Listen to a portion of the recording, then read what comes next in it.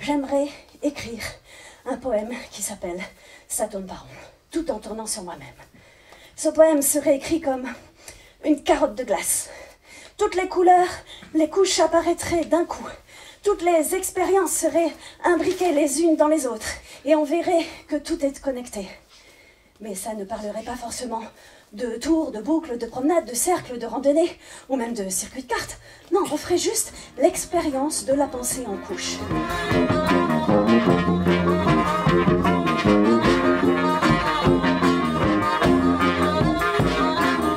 Donc le plus dur, c'est d'être dans le lâcher-prise des jambes et des pieds, tout en faisant travailler son cerveau qui, lui, ne doit pas être dans le lâcher-prise, mais dans le contrôle. Quoique les meilleurs comédiens te diraient qu'ils ne réfléchissent plus à leur texte, mais qu'ils vivent leur texte, que leurs textes vivent leur vie de texte à travers eux sur le plateau. Mais ça marche quand ça fait des mois que t'as répété, pas quand t'es encore en train d'écrire ton texte le dimanche soir pour le vendredi matin.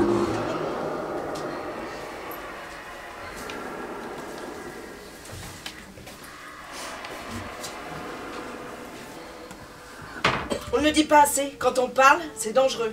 On dit un truc comme ça, on le balance et paf, un vent. Mais un vent! Alors je pense aux Chinois. T'es malade, c'est normal, t'as pris un vent. C'est pas tout à fait comme nous. Nous on dit t'as pris un vent, bon, mais un vent! On parle et paf, le vent, paf!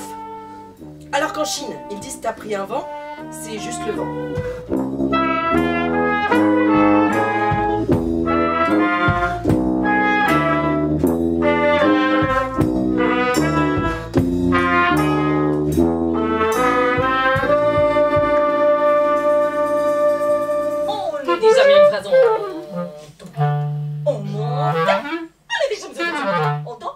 La phrase devient peu compréhensible. On perd le sens. Dans ce qui sauve la phrase de la chute, ce sont les points d'interrogation.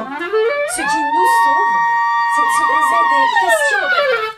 Soit dit en passant, on doit beaucoup aux pommes, de nous faire réaliser les lois essentielles de la nature en tombant, de répondre à la tyrannie des puissants en étant tranchés en deux d'une flèche sur la tête d'un enfant, de nous libérer d'un paradis éternellement ennuyeux, de nous méfier des vieilles belles-mères jalouses et empoisonneuses, ce que l'on doit au sacrifice des pommes.